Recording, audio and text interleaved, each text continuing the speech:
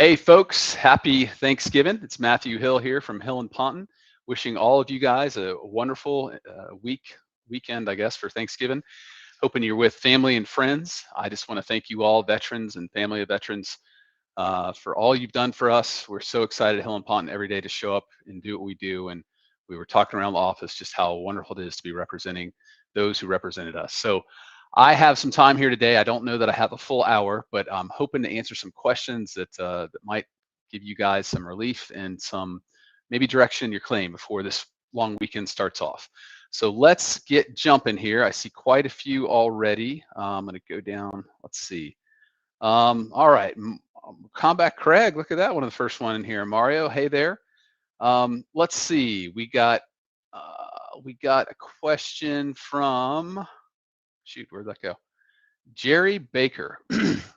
Why does the VA review a claim for almost a year when they have everything?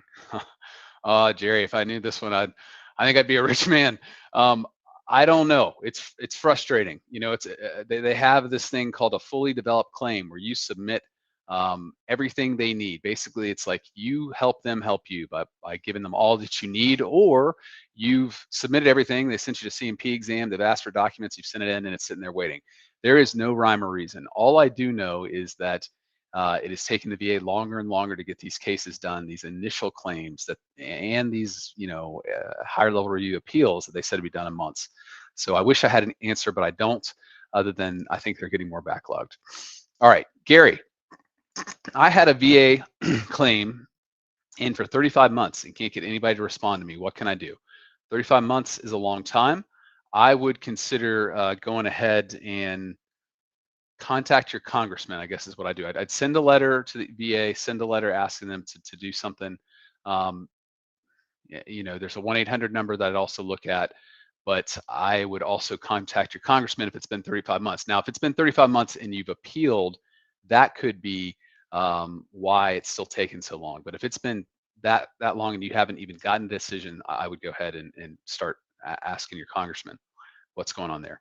All right. Kawaku, I put in, but VA says my TBI will be reevaluated in 2025. Where do I get treatment for TBI? Is it from a neurologist or specialized TBI doctor? I'm confused and need guidance. So you should go to the, let's say this, you should go to the VA and if they say you're service connected for that, they should be giving you prioritized treatment for it, okay? So they should either send you to a special neurologist, okay, or a neuropsychologist who should be seeing you. And frankly, your regular internist should be looking at you as well, all right? This is a multifaceted medical approach that's needed for TBIs because it affects so many different systems. So the VA should be getting you that treatment. Now, if you have private insurance, this is your call, but if you have private insurance, you might look outside the VA for a neuropsychologist or a neurologist, okay? But I think what the important thing is, you hit on the head, is that you need to keep treating. You need to show the VA where it is, because if they do reevaluate you and it hasn't gotten better or it's gotten worse, they need to see that in your records and not be able to reduce you, okay? Mario, thanks for the education. Reached C-file and found out that my tinnitus appointment from 10 years ago did not have my C-file, and they never gave an opinion on service connection. Would the C-file be new evidence? That's interesting. I'd say so. Yeah. I mean, literally, if they didn't, how could you say that? You could say, yes, it could be new evidence and that the doctor never considered it. So I'd write a statement saying, again, here are my symptoms. Here's why I think this is service connected. Give them your MOS or what you were subjected to noise-wise in the service, and then say, this evidence was not considered by the doctor, therefore I believe it should be reconsidered and put before a doctor again. Chris B, how do you get a formal explanation of why the VA took away one of your ratings if there was no explanation in the most recent decision letter? 722 rating was there, 1022 rating gone with no explanation. Chris, give me more info. I don't know. I'm wondering if they proposed a reduction in 722 and then actually reduced to 1022. So, or they combine two. Like a lot of times what I'm seeing right now is they'll give you a service connection for PTSD, TBI, all of a sudden the next one it's combined. So you had 70% for PTSD and 10 for TBI, and then you look at the next one, it's combined at a 70. So give me more info, and Nate, if you could let me know where that is when it comes in, I'll address it there. Lonnie, love you guys. We've been approved for the caregiver program. How will this affect my aid and attendance claim with the BVA? Lonnie, that's great to hear. So that's the Veterans Health Administration that administers the caregiver program. What you need to do is get a copy of those records. They should have sent, maybe if they didn't send you to an exam, they should have at least have a VA, a Veterans Health Administrator, review that, okay? Like a medical doctor over there review it and say, okay, he qualifies for A, B, and C, okay? And if you qualified for a caregiver, you should be able to get aid and attendance. So you want to get that record, whatever that medical record was, review it first, but then submit it to the VA and say, here's my service-connected disability that the caregiver program said I qualified for, and therefore I should get aid and attendance as well. All right, Danny B, can they reduce your rating for not taking medication?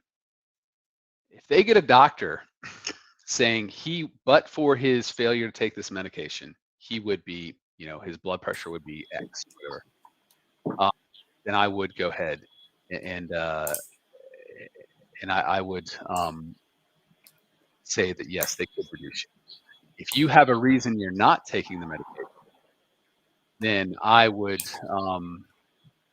definitely put that in writing. So you have bad reactions to it, gives you all indigestion or stomach problems, then that's a legitimate reason not to take it. I mean, it's basically the side effects are worse than what it's given you. So they can, but you can also, frankly, rebut that if the reason why. Lisa, I have a neighbor that was just told he cannot get VA and Social Security, trying to take his VA payment back to 2014. Whom would I direct him to talk to? Okay, so with Social Security and VA, there are two types of benefits each. Okay, what we handle here and we discuss here most, 98% of the time is VA service-connected disability. Okay, so there's VA service-connected disability, and then there's a non-service-connected pension. Service-connected disability obviously means that your disabilities are related to service. Non-service-connected disability means you served during a time of war for more than 90 days, and you have disabilities that render you completely unable to work. Okay, these disabilities do not have to be related to service. However, with this non-service connected pension, there is a cap. Okay, you can't be making money and receive this, and it's a dollar for dollar offset. Okay, so now let's go over to Social Security. You have Social Security disability benefits, meaning you worked for a certain amount of time, you paid into the system, you're found totally unable to work. Okay, if you have Social Security disability, then you get that once you show you can't work. There's also what's called SSI. That means you didn't work and put money in the system, but your disabilities render you unable to work. You can get that benefit, but again, if you have money coming elsewhere, that's going to reduce the SSI. Okay, so service-connected disability, let's put them all together. Service-connected disability benefits and SSD, Social Security disability, those do not offset. Okay, you can get both of those benefits. It doesn't matter how high the benefits are. However, if you're getting one of those, let's say Social Security disability, this might be what's happened here, in a non-service connected pension, you must inform the VA that you're getting that Social Security disability because they do offset. If you're getting $2,000 for this is hypothetical numbers, $2,000 for the Social Security disability and $1,000 for the non-service connected pension, it might be that's a complete offset and you would get no benefits for the non-service connected pension. So I don't know what to tell you who to help. I mean, I would go to a veteran service officer, but you just need to see what he was service connected for and what was going on, because that might have been a total offset. He can claim a hardship, say, okay, I didn't know this was offset, and say, I think, I'd ask that this be waived because of a hardship, and you have to explain what the hardship is. Okay. Robert Bowman, why do we have to subscribe, and what happens when we do? Oh man, you are testing my tech knowledge here, Robert. If you subscribe, then you'll get notices sooner that this is actually that this video is coming up, and any other videos we put up. We put up videos that are short format, just kind of a quick hit, and then a little bit longer format, just to kind of more in-depth education. So it'll just let you know that. So you don't have to subscribe if you're already on here and getting your live updates. But it's just kind of for your edification when we are up and rolling. Michael, let's see. I was service connected for allergic rhinitis at 0%. It's a presumptive condition. Filed a supplemental claim, and I have got another CMP exam. Why is that? Okay. two kinds of CMP exams. First is, are you service connected? Okay, that's the, you're applying for service connection. That CMP exam, the real focus is, is there something that happened in service? Is there current diagnosis? Are they connected? The nexus. Okay. Once you've established that, which you have here, it's a presumptive service connection. So there's no nexus. Okay. It's just, you were at this spot in service, you have this diagnosis, boom, service connected. Now, second type is for rating. Okay. You're at 0% rating. I'd like to think you should be getting something for this. So this next exam you go to should be to rate you properly. It should go through the diagnostic code and determine what you should be rated. So what do you need to do before you go? I keep on hitting this nail. You need to look up the DBQs, Disability Benefit Questionnaire, for this disability, for the rhinitis.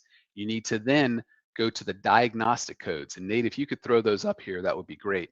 But you need to look and see just the links, where you fit in that. Okay, you need to see what the symptoms are, what the ratings are, and when you go into the CMP exam, you are going to be fully informed to tell the examiner, hey, this is how I feel, this is what hits me every day, or this is what I have every week.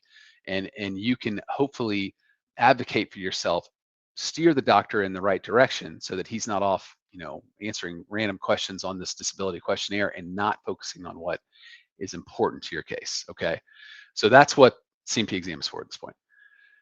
Nayo, I got a nexus and diagnosis for chronic fatigue syndrome. And second strata, from second strata, Combat Craig knows who they are, and I'm a Gulf War vet. How likely are they to approve that claim? Had my CMP about it 2 months ago. Okay, got a nexus and a diagnosis of chronic fatigue syndrome. If you're a Gulf War vet, and you have a diagnosis of chronic fatigue syndrome, okay, you don't need a nexus. So whoever gave you that nexus, hopefully they didn't charge you that much, because it is a presumptive condition under 38 CFR 1.317. That's the presumption for service connection for serving in Southwest Asia. You basically just have to show you have a diagnosis and that you were there. Once you've done that, there's no need for a nexus because it's a presumption. So if you have that diagnosis, you should win. If you don't win, you sure need to appeal. Okay, these are cases that they screw up and it's just mind-boggling. They'll say, oh, you have a diagnosis, but nothing happened in service. All that had to happen in service is you served in that theater of combat. So you should win, long and short there. All right, let's see.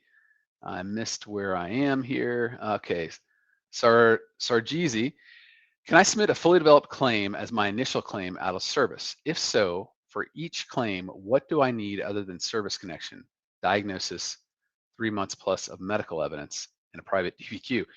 Wow, if you submit all that, I think that's wonderful. That's way ahead of the game. Excuse me. I think that's what you need, frankly. Will they send you to CMP exam? Definite maybe. They screw this up all the time, even though it's a fully developed claim, but I would send it there. All right, so we had the rest from Craig B. Nate. Okay, so no proposed reduction, 2 different diagnostic codes. One was for paralysis, one was for limited range of motion. Sorry it took so long. Oh, I had to check the CFRs. Okay, so I'm assuming this is for same body parts. So let's say limited range of motion and paralysis, that to me sounds like an orthopedic issue where they rated both the nerve and then they rated limited range of motion. This could be on the knee, this could be on the hip, frankly, it could be on the back. I would appeal that. If you're having limited range of motion for your knee and yet you're also having numbness around that area or below that due to the peripheral neuropathy, due to one of the nerves there, then you definitely need to appeal and say, hey, there are 2 distinct problems happening. And what they might be saying is, this is pyramiding. This is their way of saying you can't be compensated for the same symptoms due to 2 different disabilities. This could be the same disability, but 2 different manifest symptoms. So you need to make sure you appeal that. That's a good note there, Chris, because that should not be combined, those 2 things. All right, I lost my place again. Let's see, Robert M. Oh, had a special review from the VA. They never gave me a CMP or even let me know it was being reviewed. Gave me P and T. Now, if I want aid in attendance, would it be a new claim or do a file? Okay, if you're already 100%, then let's back up. I don't know that I would appeal it if we're talking about a 10% rating, okay? If it's something to where you can't walk because of this, then you need to appeal it. Now, if you are P&T, the aid and attendance, that is, I don't call that a new claim, but it's something for which you have to file, okay? The reason why I don't call it a new claim is you should go back in this claim stream whenever it started, okay? So if you file it and we call it a new claim, January 1st, 2023, and they award it that date, and you've been, appealing this claim all the way back to 2020, that is a lot of benefits they just took from you, okay? But yeah, file that claim. There's a special form for aid and attendance. This is where Carol, she can spit off the name of these forms, off the back of her hand, which is amazing. I cannot, but there is a form for that, and you need to get the doctor to fill that hopefully out and go from there. Okay, Robert M. had one rating that has been denied 3 times in the last 4 years. Reason is that I didn't complain enough about it. How do I communicate that that was not advised under the UCMJ? If you complained about it at all, that should be in your record, hopefully, and you need to go from there and say, look, this is in my record. I complained about it once, drive on. I wasn't going to go back again and again if they told me there was nothing I could do about it. The other thing you can consider doing is reach out to buddies, friends who knew you in service. Doesn't matter if they served with you or not, but knew you and saw the pain you're in and can speak to that in a buddy statement. That's what I would look to do. All right, CRX Genesis. I entered my claim at the beginning of summer, and the VA has deferred more than half my claims with no explanation. I have only gotten that the raters in St. Augustine have deferred most of the claims. Yeah, who knows why they did that? Maybe they need more records. Maybe they need a thorough CMP exam. I don't know. It's frustrating. Mario, back up here. Follow up on the CMP acknowledged me telling them that I had artillery unit, and that's where my tinnitus started, but didn't give me an option due to having records from the VA 10 years ago. So again, Mario was saying that he looked back 10 years ago, saw that he had gone to a CMP exam where the examiner didn't have his file. So he was in an artillery unit. To me, that, I'm not a doctor, but that could cause tinnitus. I could see that. I mean, I'm going to go out on a limb here. So again, I would write that, Mario. This is great that you actually were thorough enough to read that the CMP examiner didn't look at this. Say, look, I was in artillery unit. In the artillery unit, I heard loud noises, not just once a month, but for a year, 2 years, daily, monthly, whatever you're involved in, and then say, I read my C file and noticed that my C file was not presented to the examiner CMP examiner when he did this 10 years ago. Please do this again. That's what I go for.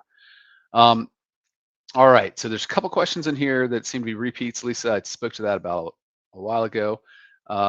William, I went to prison for 8 months. Compensation was lowered. Was my rating also lowered? No, your rating was not lowered, but what they do is they reduce your compensation to 10%. Once you get out of prison, you need to let them know that. Say, I'm out of prison, and then it should go back to that higher rating. If you have dependents, wife, kids, that money should have gone to them. If it did not, you need to write the VA and say, what happened here? I know I was in prison, but the money should have gone to my wife or kids or whomever else. But you can get that raised right away once you get out. Jose Angel Tollins, do you have any representatives in the NYS area? We represent vets all over. Frankly, with this area of law, there's no courtroom you really have to go to, and basically it's just making sure you get adequate medical records and exams. So we do that. Any other good attorney out there would do that as well, because there's so few of us that they would represent you anywhere. So look anybody up, look us up. Let's see here, Frank. PTSD and TBI rated together at 70%, headache 30, tinnitus 10, and let's see here, and treated for GERD, OSA, photophobia. Should I file already PT for TDIU at 100%? No, you should not. Those, could you get those rated? Yes. They're going to deny your sleep apnea, which is the one that would get you the highest rating for 50%. They're going to fight you tooth and nail on that unless you have specific, sleep studies or something that's going on in service where you can really pinpoint that. Most of the time that's caused by PTSD. VA hates that. You'd have to appeal that for 3 years. You're in the system. VA is looking at you. They might look at the PTSD. They might look at the headaches and say, hey, can we reduce this guy from here? I would not do that. Were Carol here, she would say, hey, look, you have a chance to get SMCS, which is an extra $300 a month, I think, on top of what you're getting. You just got to weigh that. You just got to weigh it. If they come after you and nothing's changed, you can fight them on that. But if they come after you, they've come after you. That to me is anxiety provoking. I don't ever want my vet to get reduced on my watch. Okay. When I'm in the middle of an appeal for something, I know they're not going to reduce them because I'm fighting them. I'm fighting them just to get them up. They're fighting to stay where we are. If I come to them, the VA, out of the blue and say, hey, reevaluate this or look at this, I just don't like it, but you could get more benefits. So, you got to kind of go there back and forth. Sarjeezy, is ankle arthritis diagnosis, audible popping, cracking, and pain with movement enough for a 10% rating? MRI, X-ray, multiple injections, diagnosis, 5 months medical evidence for DBQ. If you have a DBQ showing that it's a higher than a, I mean, compare your DBQ to the actual diagnostic codes. Okay, sometimes they make sense crossing over, but look and see what it says. I don't have those memorized, but you could look over and go from there. Okay. Michael, let's see, had a special review from VA. They never gave me a C&P exam or even let me know it was being reviewed. Gave me P&T. Oh shoot, Michael, sorry, we just answered this. For some reason I'm getting some doubles here, so I apologize, folks. Dorothy, had a 0% rating from 84 for cervical dysplasia and scars. I've had several medical situations since then that were corrected, but I continue to have medical periodically every 10 years. What should I do? If this is affecting your life, your range of motion, you have pain, you need to go ahead and put in another claim for this. Okay, if it only flares up every 10 years, you still should put it in and see that they give you a higher rating. During a flare-up, if it's bad enough, it hospitalizes you. You have to have surgery. If something happens, you should get what's called a temporary 100% rating. It's called a convalescence rating, because that's that's what they have out there, even if you go back to 0. So I would look at that. Okay, Michael, supplemental claim to this favorable decision. I don't know that I would do that, Michael. If they gave you P&T, unless the effective date is wrong. If you're already getting housebound, I wouldn't do it. That's just me. Jose, can you be rated TDIU while receiving workers' comp? Yes. State benefits, federal benefits other than VA do not frankly offset VA benefits. The VA sometimes has a hard time realizing this, but there's more than one reason for which you could not be working. Okay, let's say you have PTSD and you don't like being around people, you yell at coworkers, you don't listen to your boss. That's going to keep you from working. However, your last job you were working, you fell off a ladder, you broke one of the vertebrae in your back, you have numbness, you can't feel your legs sometimes. That's going to keep you from working too. These two aren't mutually exclusive. Okay, it's not like if you have this, then that's the only reason you can't work. So yes, you can get benefits for both. It's that time. Haven't seen you in a while. Filing hypertension secondary to TBI, a high success rate. TBI definitely can cause hypertension. I would think you could get that, but last time we spoke, I thought, or interacted here, I thought you were already getting 100%. So if you're already 100%, hypertension is going to get you 10%. Unless you have something that hypertension cause. I consider hypertension like, what do the parents always say? Marijuana is a gateway drug, right? You do marijuana, and then you're doing cocaine and LSD and all this other stuff. I'm going somewhere with this. Hypertension is also a gateway in that it's a 10% rating. Yet if you have a severe heart problem, a stroke, diabetes, those can all be caused by hypertension. If you have one of those, yeah, I'd file this. But if you're already 100%, don't waste your time, man. Go on living. If you're 100%, you don't have those. Sorry. All right, John. For a C&P, I had a heart attack. Go to C&P for a heart attack. I'm a combat veteran. Would I still need to have a stress test? They don't really do stress tests. They do an estimated stress test. Now, again, this is something where you need to look at the disability benefits questionnaire, because what they're doing is measuring your METs, your metabolic equivalents, which is basically how they measure the energy that your heart produces. All right. The METs they put on there and their clinical estimate, basically their interaction with you, is a little on the ridiculous side sometimes, because they'll give you a METs from like 8 to 10, which means you could run 6 miles. Well, if you have trouble going up the stairs, your METs should be significantly lower than that, 5 or lower, which would get you a 60 to maybe 100% rating. So look on the disability benefits questionnaire, look and see what the doctor said, and then see where you're rated. Okay. Let's see, James. I had my appeal for PTSD with 28 pages of evidence filed since February 24, 2022, and they keep saying they are waiting for records since August 22. This is the third request. They could be waiting for records from your doctor somewhere in the VA. This is maddening, I know, but they get to do this through their duty to assist. Okay, there's nothing to do about it. It is it's frustrating, and I see that you sent all your records from 2016. It's a hurry up and wait, unfortunately. Sally Creek, I'm rated 40% for PTSD and tinnitus. They deferred the rest of my claims: skin cancer, scars from same, rheumatoid arthritis, sleep apnea. I was in the Gulf in 2012. How long should I wait? Fortunately, you got to wait as long as they make you wait. What I found over the years is when they don't have a good defense, they stall. That's what they do. They try to make you discouraged, get upset. Sometimes you go away. They keep your money. Okay. You're in this, you're in the fight. You've done what you can. Unfortunately, you got to wait until they make the decision. There's really nothing you can do. You could call your congressman if it's been a long time. You could call the 800 number every week.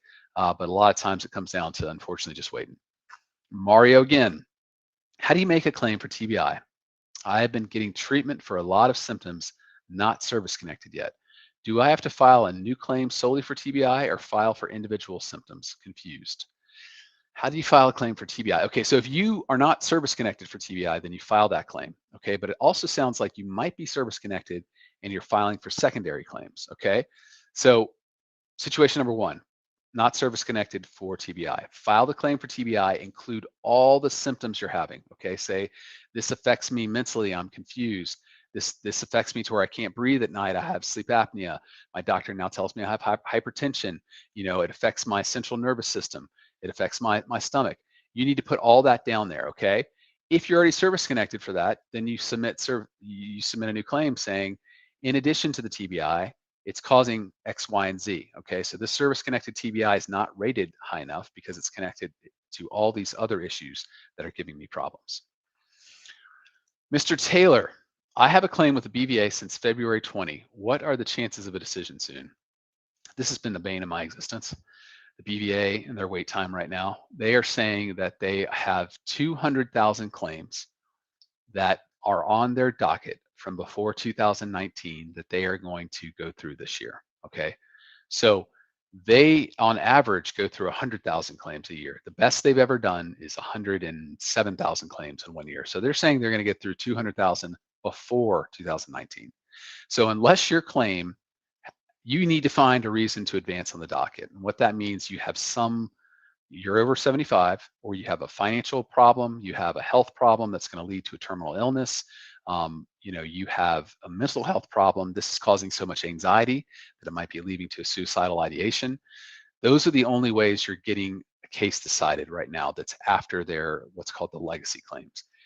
We have thousands of cases in this situation that we are just sitting on because the VA told us to get into this new AMA, and now they're sitting on it, which is just, it's really discouraging.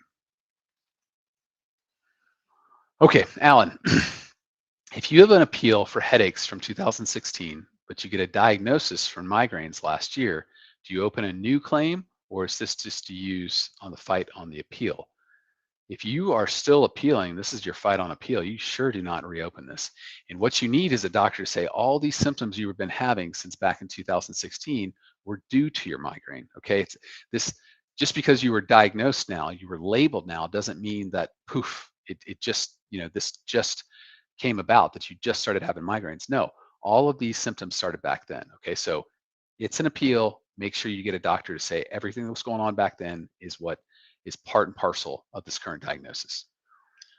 Okay, Desir, have a separate claim for TBI, get it service connected.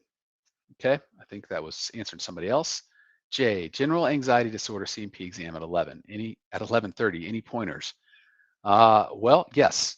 Get a copy of the DBQ, Disability Benefits Questionnaire. Go look at the diagnostic codes. I think Nate threw that up in here. He did.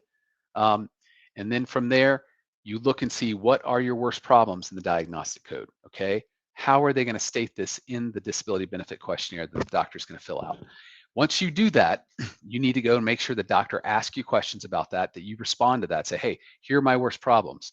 And if they don't ask you, you say, doc, you didn't mention that, or we didn't get a chance to talk about this, but here's what's affecting me most. It's affecting my relationships with my family. That's keeping me isolated. That keeps me up at night. Okay. Look at those. Hopefully you have time to do that. The fully developed claim is being removed from the priority processing. I don't, what do? It's like they make this system to make it easier for them to help you, and then they say, no, we don't want to do that anymore. All right, so let's see. I'm just going to skip some of these. Thank you all for the happy Thanksgiving, and again, happy Thanksgiving to all y'all.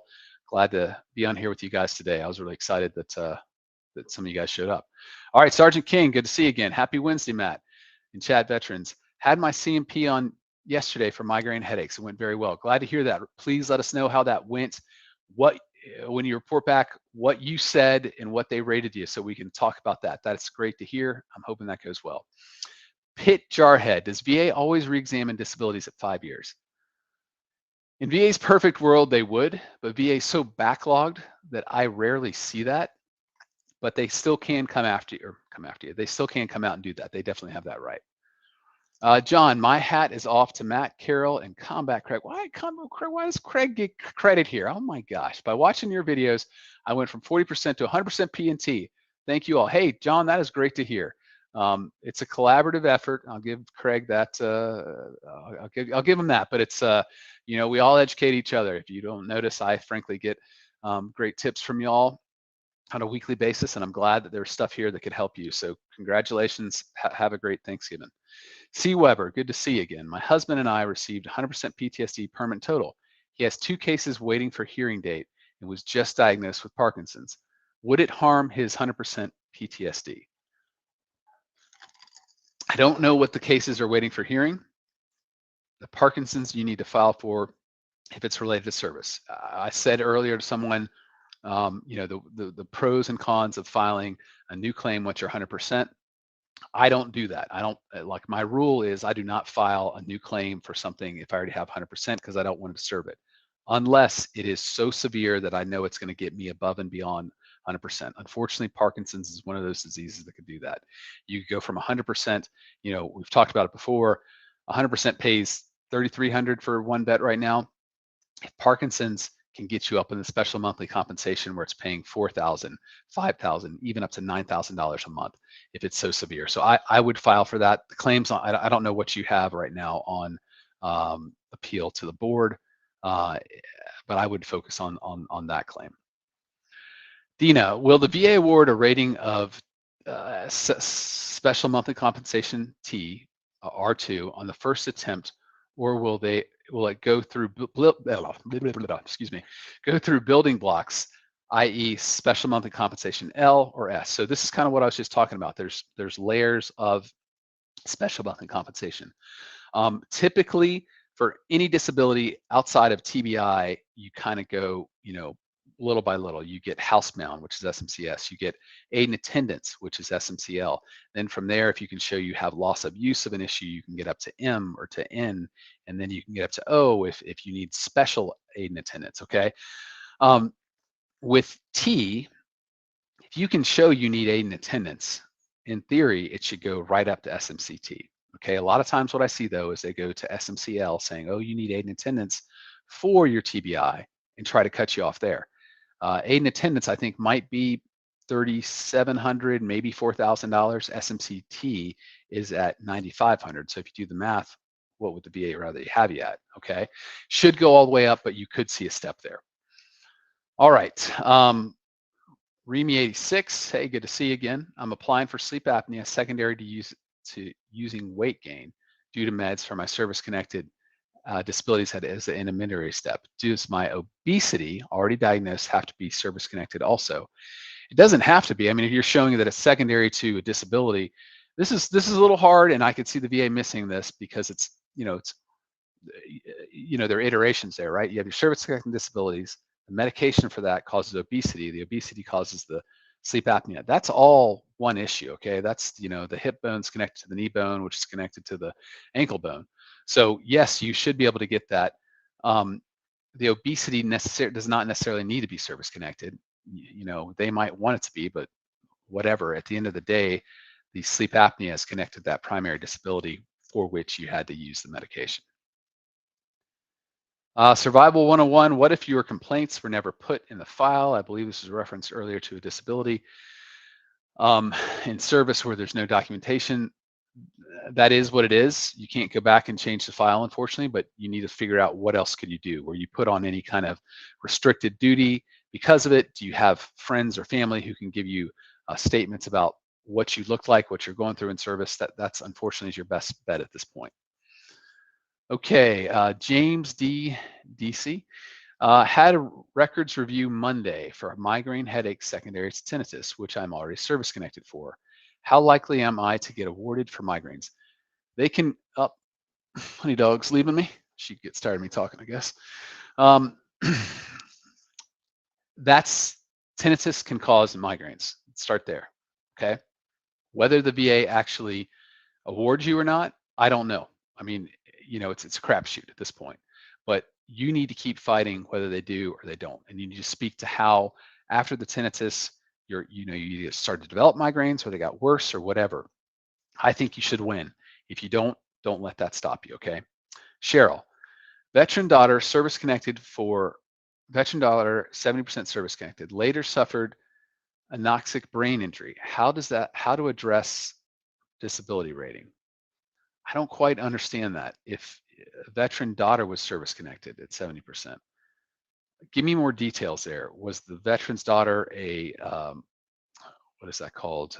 Permanently incapacitated before the age of 18, and that's why they were given benefits, or were they a veteran themselves? Let me know about that, because if it's permanently incapacitated before age 18, you can get aid and attendance for that, okay, for that daughter. But that would be the only increase there. Let's see, James, I have prostrating migraines at least once a week. Yeah, so this, again, back to the tinnitus. I spoke about this earlier, and I believe Stacy from our office did a quick minute video on this, but tinnitus is rated at 10%. It is the most common disability rating. That's the top rating you can get just for tinnitus, okay? What I see is veterans having problems, particular migraines and mental health problems like depression secondary to that.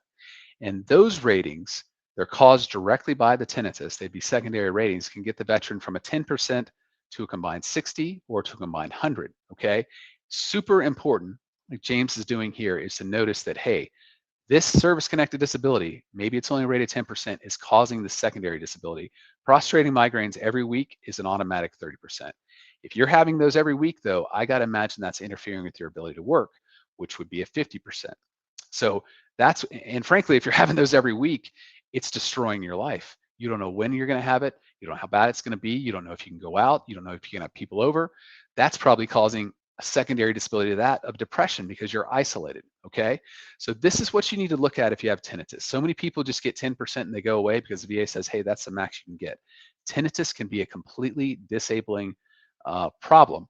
It's one we're seeing a lot, one we're fighting a lot, because the VA is capping these individuals at 10% when their whole life is destroyed due to the problems it's causing. So keep on fighting. Sorry, that's the short and long of that. Okay, let's see, James. Benny, TDIU claim found 2 coworkers to write on my behalf. Good. Make sure they talk about what it was doing, and how do you say that? Make sure they talk about how that affected you, okay, on a daily basis, and what they saw in the workplace. Ray, affiliate H&P partner sent my paperwork back to your office. Are you open Friday or Monday? Not happy. We are open on, we're not open on Friday, so we're open on Monday. So hopefully we'll be able to help you out then. Matthew, I filed PACT Act claim for lymphoma cancer. Under favorable findings, diagnosis, presumptive service connection, 99 placed in Kuwait, filed supplemental for PACT Act. Is this fully developed? Fully developed is a special form they send out that you send in. Now, the fact that you have all this information, they should not need to get any more evidence. So they should be able to decide it, but they're still going to have you wait in line, unfortunately. Tom, how long does it take to be assigned a VSO after signing paperwork with one? I don't work with veteran service officers or organizations, so I don't know. Noni, will supplementing further evidence to a fully developed claim for an increase after I've been scheduled for a CMP but not yet attended slow down my claim or cause the exam to be rescheduled? I probably butchered that, but basically you want to submit further evidence to a fully developed. Well, so it's not being considered a fully developed claim anymore if they're sending you to a CMP. So yeah, go ahead and submit it. Is it going to slow it down or not? I don't know, but they're basically saying your fully developed claim does not have enough evidence to grant you benefits. So you need to go ahead and submit that to win. Travis, can you get service connection rating for bipolar? Yes, you can. You can get service connected rating for any mental health disability that except personality disorders. So yes, we handle those all the time. But bipolar, for men, bipolar usually first manifests itself from anywhere from the age of 19 to 24. You think about that. That's when most men who serve are in service. So yes, that is a very common disability from service. Crispy, in the office at work now, so have to leave live. We'll definitely watch the rest when I get off. Thank you so much. Chris, thanks for attending. Hope we didn't get you in trouble, buddy. Kevin, KP Powers, have a TBI claim, completed CMP, and now sent for migraines, tinnitus, psych CMPs. I'm already service connected for them. Also submitted SMC form to neurologists and psychiatrists. Looks like you're in a good position. You know, it's a hurry up and wait, but you're doing a great job to be proactive there. I like to see that. William, supplemental claim for migraines within a year of getting 0% rating. Opinion on asking for increase to get multiple a month. William, I think we're talking about effective dates here, which is important. Yeah, you know, I see that all the time where the VA will finally, with any disability, but let's talk about migraines, where the VA will service connect the migraine, okay? And then they'll just give you 0 because they say, oh yeah, you got headaches, but they'll give you 0 to see if you'll go away. On this appeal, you need to make sure you have a statement. The doctor statement too is great, but you have a statement saying, I have headaches that make me lie down, prostrating, X number of times a month, okay? You need to get that rating up to at least a 30% if you're having those kind of headaches that basically put you in a dark room, can't be around anybody. Also consider depression. I don't think I have a veteran with severe migraines who doesn't have depression because they have to be isolated so frequently, and they never know when it's going to happen, and it's basically destroys their lives. So yes, you need to make sure you get those benefits all the way back. Larry, my VA doctor told me I couldn't even see a surgeon for 2 degenerative discs that are bone, bob bone. I'm thinking that's bone on bone now. His reason is that my body mass was over their criteria. They are the ones who discovered it. I'd ask for a second opinion. I'd go to the VA and say, I'm not happy with my doctor. I want a new doctor and I want a second opinion, and they should send that to you.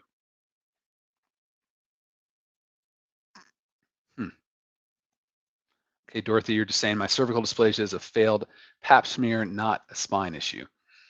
Dorothy, I apologize. I don't quite remember what we were originally, the question was, but you still should be rated for that. Oh, I believe you were the one rated at 0 all the way back to 84. I mean, again, look at the disability, benefits questionnaire. Look at the diagnostic code. If you have cervical dysplasia, you're no longer talking about pap smears or you know, being rated under feminine gynecological issues. You're looking at the actual rating for the symptoms. Okay, so look in the orthopedic code there and see what it says.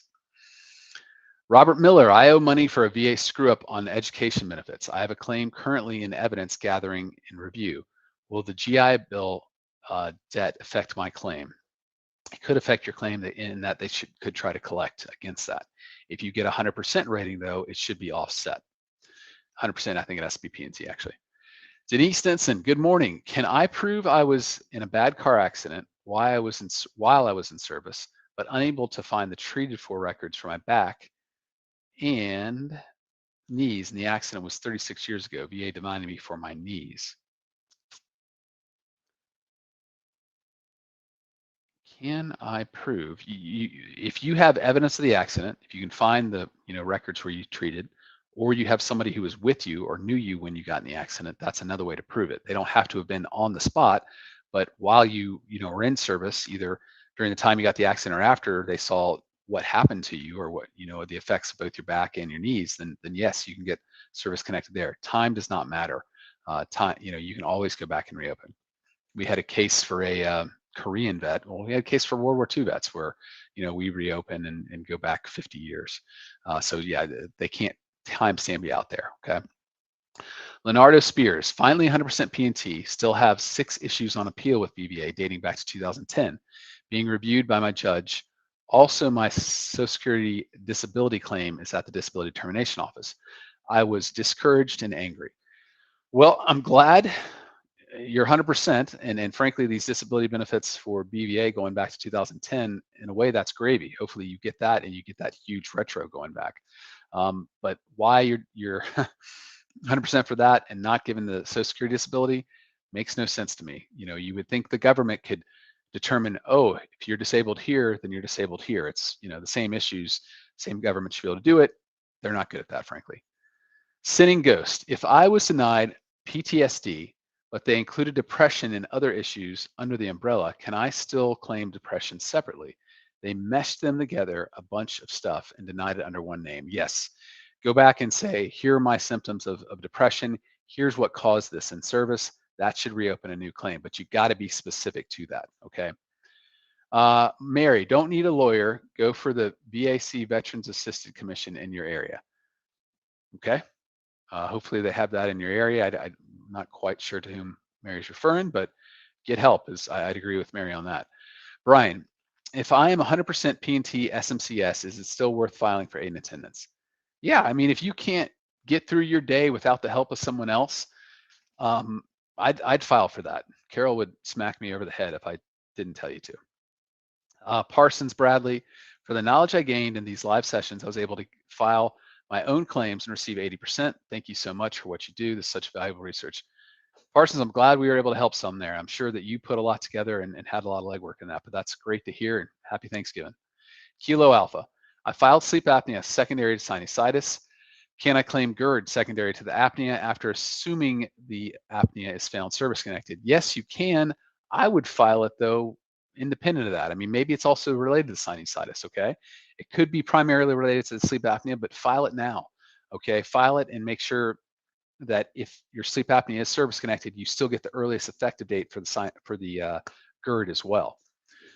Vincent Jackson Bellado, I just got approved for 70%, 40%, and 210s each. Can I apply for TDIU? You sure can.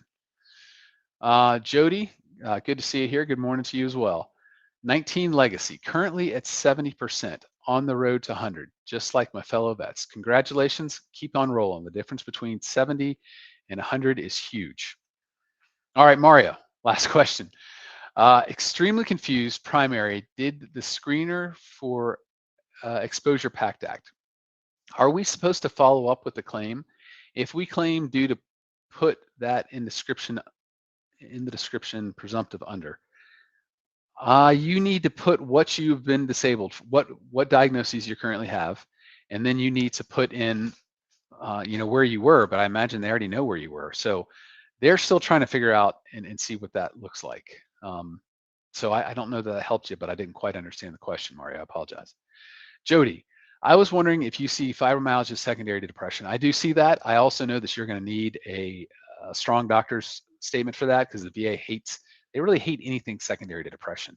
And even when they grant secondary to depression, they try to weave it into depression and say, oh, it would be pyramiding to give you 2 different disabilities. So I do know that that is something that depression can cause, severe depression in particular. So I would fight that if that's something going on, Jody. Major 33, do I have a case for sleep apnea alone if I have a medical nexus stating that due to depression causing weight gain and other PTSD symptoms? So that's not, let's be particular here. That would be a secondary service connection, okay? Because you're saying, from what I understand, that your service connected for PTSD or depression, and that caused the weight gain, which caused the sleep apnea. Do you have a case? Yes, especially if you have a doctor helping you there. Hobby, is it possible to receive military retirement, 100% PNT benefits, good to see you again, Hobby, and SSD all at the same time? I retired 10 years ago from active duty and have worked full-time with the same company since. It is possible to receive all of it, yeah, and work. You know, that's, you earned all that, okay? You worked for our government, you put the money in the system. So yes, receive all those, and you know, hopefully that augments your compensation and your salary quite a bit.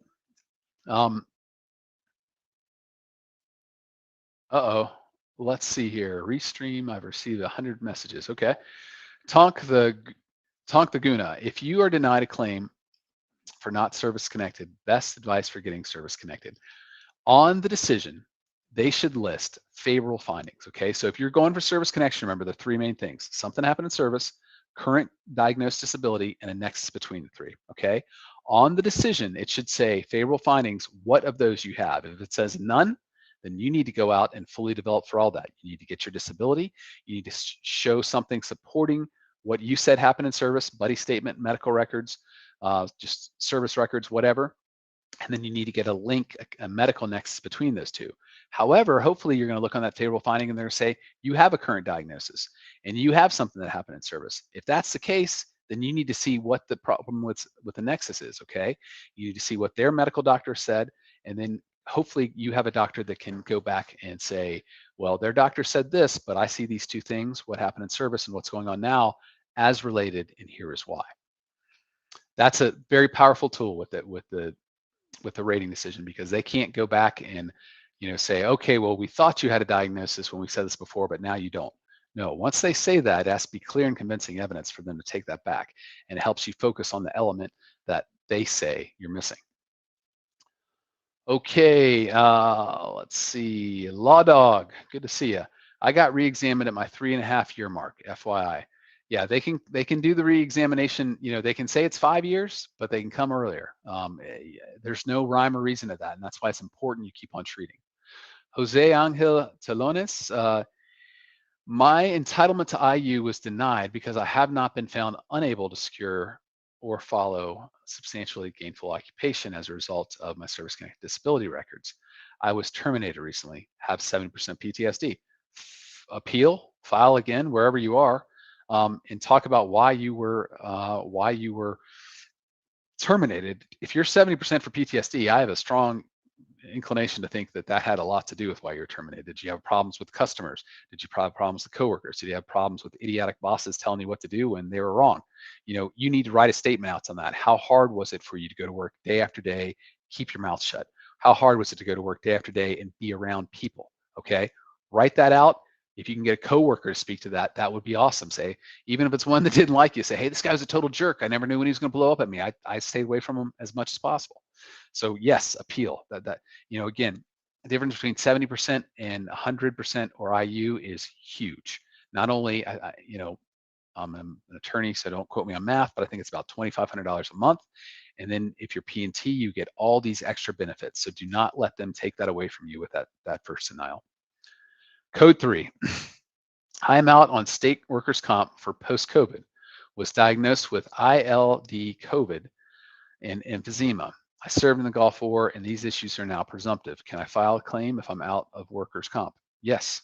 Again, one doesn't disqualify the other there. C. Webb, my husband is concerned about me being taken care of financially. He would like to pass away. He would like to pass away from PTSD for me to have a monthly income. Should he go forward on those above claims? Okay, you're pulling my memory here, but this was the one where he was 100%, and then he has these other claims that are at the board. You know, he can't determine how he passes away for sure. If those other disabilities could lead to a problem, like if he has hypertension, remember I talked about hypertension being a gateway problem, which could lead to strokes, to diabetes, to other really severe disabilities. And that's on appeal. He probably should go ahead and keep that appeal. Uh, if we're talking about scars, that's never going to cause him to pass away. If we're talking about a hearing loss, that isn't either, most likely. Okay, so it just depends on what those other disabilities are to go from there. Vincent, PACT Act, my cancer will be approved that I was diagnosed with in March 21. My cancer is still showing on the PET scan, but not growing or shrinking anymore. What does the VA consider active cancer for 100%? So they, what they shortcut looking for active cancer is, are you treating with a systematic treatment? Meaning, are you taking radiation? Are you in chemo? Steroids can count if it's systematic. But if you still have the mass of cancer and the doctor is still calling it cancer, not in remission, you should be getting 100% for that. Ronnie, any news on the pending change for tinnitus and sleep apnea? From what I understand, the VA has, they propose these regs that are not good for either one of those disabilities. There was a lot of comments on them that they now have to go back and look at and basically review and tell why they are going to change their regulation to those comments or not. They had more comments on these than they've ever had before. I'm hearing that it's going to be mid to late 2023 before they actually release the new regs on this. So it's a while yet. Rhapsody Ranch, should I try and move to a claim from a regular process to expediting? 85 years old, been waiting. The VA has had claim in their hands for over 2 years. You need to expedite. You can expedite. This is, you meet both the regional office expedite and the BVA. So you're not moving your claim. You're writing them a letter saying, I am this old. You should write your congressman as well and say, hey, I am this old and I haven't made my decision on my claim yet. That should be expedited, yes. T.A. Chapman, after higher level review are denied, should we continue to submit to the board? I had always submitted to the board because the board is a more sophisticated adjudicator. They know the law better. We have stopped doing that as much as we can. I would submit a supplemental claim if you have new evidence to send in there, just because the board is backlogged beyond the horizon. We were all told to go to the board as a direct review. If you have all the evidence in there, then they can make a quick decision under a year. They lied to us. They don't have that capacity right now. We have cases in their direct review that frankly have all the evidence they need, and they've been sitting there for over 3 years. So what we do now, and this is awful because we wanted to get things out of the regional office where they're making dumb errors and hopefully get it overturned by the board right away. But I would submit at least one go around one more time, meaning submit a supplemental claim with new evidence. And if that's denied, then go to a higher level review again. Hopefully you get approved that way. Their backlog is beyond the pale, frankly, right now. So you don't want to be in the board's backlog if you do not have to be. Stewart, should I file presumptive claims separate from a new claim? That is a new claim. So file them one and the same. Let's see. Sen, can medical issues made by me on a separate exam be used as a nexus? Interesting. Yes, but on a separation exam, sorry. Yes, of course they can. And even if they say, oh, you're just making this up, I would definitely go for that. Sarge King, Matt, you guys should put your Cash App up for us to say thank you in 2023. That's generous of you, Sarge. Sarge and I, we love what we do, and we got enough vets working with us that we're able to keep the lights on, but I appreciate that. T.A. Chapman, I mean that I already have a BVA case waiting, and I'm curious if I should pull it back and wait for more denials to do it all at once. I don't quite know what we're referring to okay, so if you have cases at the BVA that have been waiting there for over a year and you pull them back, you cannot pull them back. What you're doing is essentially refiling them as claims at the supplemental level. That means you're going to start from a new effective date. So you got to figure out, is that worth it? Is that worth losing the effective date? I cannot answer that for you. All right, Brenda, I want to know why my remand is taking so long. It's a legacy case. I don't know. BVA says that they're going to have those effectively done by the end of this year. They don't have any good reasons, as far as I'm concerned. It's like whack-a-mole. They say, oh, this is what we're doing here, and they whack that down and say, oh, no, now we're focusing on this over here. It's been infuriating around, around. So yeah, Michael's saying there's approximately 100,000 people ahead of you. That's what the VA is saying, which is frankly ridiculous. Sherry Sue's, it's good to see you again. Doing PTSD, got 0 from my bipolar in 2019. Will they be secondary? Have to take leave of absence for 2 weeks due to my mental breakdown. Intense therapy. Will letters help from my boss and therapist? Okay. Here's what we need to look at here. This is VA's favorite trick. They get your eye away from the ball. At the end of the day, you are looking for service-connected disability compensation. Okay, you are service-connected right now for PTSD at 0. Oh, excuse me, you're service-connected right now for bipolar at 0. Sounds like you're filing for PTSD. It does not matter what your service-connected mental health condition is once it's service-connected, okay? Because they're all rated under the same diagnostic code. What you want to do is focus on your symptoms. You don't want to focus on the label, because you could fight for 3 years and VA says, oh, okay, sure, you have PTSD, but they're not going to give you any more compensation. Once you actually have a service-connected disability, the only thing you want to focus on is the rating, because if you're fighting them for another label, that's not getting you the compensation you deserve. So you need to just say, here are my symptoms. I was out of work for 2 weeks. This is pretty darn severe, okay? If it's keeping you out of work, if it's making you go intense therapy, 0 is not a correct rating. So forget about the label they've given you. Forget about the label you're fighting. You're service-connected for a mental health condition. Go ahead and look to make that maximized on the schedule. All right, Jason, I'm currently awaiting results for the higher level review. That will take me to 100%. Recently diagnosed with sleep apnea. Should I file a claim for sleep apnea secondary to my chronic sinusitis and diabetes, secondary to OSA? The diabetes sticks out to me. This is going to be a hard case. Yeah, you can file those. They're going to deny you left and right. It's going to be years. If your diabetes is really bad, you have bad peripheral neuropathy. If you have heart problems, if you have kidney problems, glaucoma due to it, then yes. But you know, I don't know. I don't know what you have in terms of those problems. If you get 100%, you know, from what you're saying, you could get sleep apnea, and those other issues could get you up to SMCS for another $300. If they're serious, then I'd file them. If it's worth the wait for you, it's going to be several years. Okay, let's see. Okay, C. Weber, this is the one with husband. So neuropathy and bladder from Agent Orange are secondary claims waiting for hearing dates. The bladder is going to be denied due to Agent Orange. Okay, they hate those. If you have a strong nexus, then you can get that service connected. But they've did they recently? Sorry, is this the one they recently made presumptive? I don't know that they did. I just want to check this. Oh, so they are going to include that. Yes, keep those on appeal. I apologize, because they should service connect that. That could lead to his demise, unfortunately. All right, guys, we are about out of time here. I'm going to hop around, try to grab a couple folks that I haven't spoken to yet. Let's see.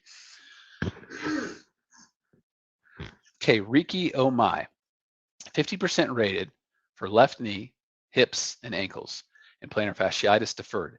Hips and ankles secondary to left knee. Filed aggravation for plantar fasciitis. Will it be service connected? You should be service connected. Again, this is the hip bones connected to the knee bones, connected to the foot bone, okay? If one of those is hitting the other, then yes, you should be. You just need to walk them through that, or your doctor. All right, Alan, sorry. 30% depressing, but I feel this is low based on what I'm going through in my life. How do I do a disagreement with the decision? If you have a decision, you can ask for a higher level review. You can file a supplemental claim with new evidence. You can go to the board, okay? If you have the evidence in there already, ask for the higher level review, because that should come back fastest, or most, it should come back the fastest, but I that's a relative term.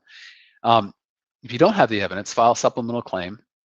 Again, get the disability benefits questionnaire, look and see how they're going to rate you. Find the symptoms you have, and then write a letter saying, these are the symptoms I have. This affects me how often? This is what keeps me down. This is what holds me back, and go from there. Let's see here. Real So Brenda, I have PTSD service connected. However, I have a CMP examiner gave me a diagnosis of borderline personality disorder, which I've been fighting for over 14 years. If you're service connected for the PTSD, you want to focus on getting those symptoms rated the highest. What they're trying to do here, though, is say that you have a personality disorder, and that's what's really causing your symptoms.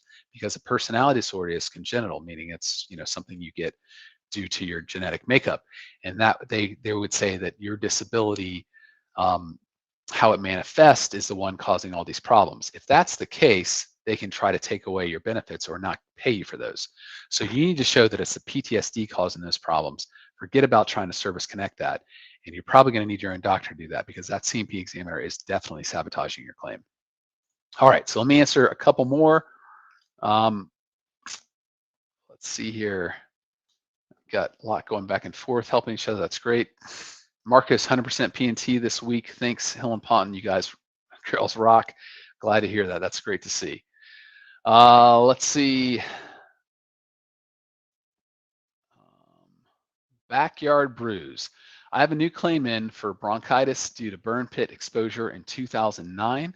In 2014, I started having issues with bronchitis, more frequency flare-ups in the past few years. So you need, not only file that, you've already filed, but make sure you get the rating proper there if those flare-ups are holding you back, okay? Okay, so we'll end on this. DJ Rock. If I had a rater can clearly use one rating to grant TDIU, but instead uses two, so the vet is cut off from SMCS, isn't that failure to maximize? Is failure to maximize taken seriously? Can this be Q? DJ Rock, you've been doing your reading. I like that. So 38 CFR 4.1, basically the beginning of the rating schedule, says that the VA will maximize your rating so the veteran can get the most benefits possible. So that's what DJ Rock's talking about here. The VA, when they give you TDIU, they should look to see, is it caused by one of your disabilities alone? Okay, so let me back up. Can just one disability cause your TDIU, even if you have 20? Well, you could do the lazy thing and say, hey, you have 20, all these disabilities together probably cause your TDIU. But if you have one that causes it by itself and you have a group of others that combine to 60%, then they should give it to you just on that one, okay? I would not call this a Q claim. I would call this an unadjudicated, an implicit claim for special monthly compensation, because a special monthly compensation claim is not one you have to file if it already presents itself. And what I mean by that here is that you have the disabilities that get you to that, okay? If you have one that keeps you from working and you have a doctor's statement or a CMP exam saying you cannot work due to this one disability, and then you have all these other disabilities to reach there, that's an automatic SMCS, okay? So that goes back to the date that it first manifests. So yes, you need to go in and say the doctor did not consider this alone, or maybe the doctor did, the rater did not consider this alone, and had they done that, then I would be SMCS back to whatever that date is. That's a great question. I'm glad that you've done your homework there, because they love to mess veterans claims up on this. Just say, oh, we'll give you TDIU and all these together, go on your way, but meanwhile, we haven't maximized your benefits. All right, folks, I know I didn't get to all the questions, and sorry I couldn't do that today, but happy Thanksgiving. Thanks for coming out. Thanks to all y'all sharing your success stories. We love hearing back, seeing how we can kind of help each other together here. I appreciate everybody answering other questions. I wish you all a safe and happy week, and I hope the turkey's good or whatever y'all are eating. Take care.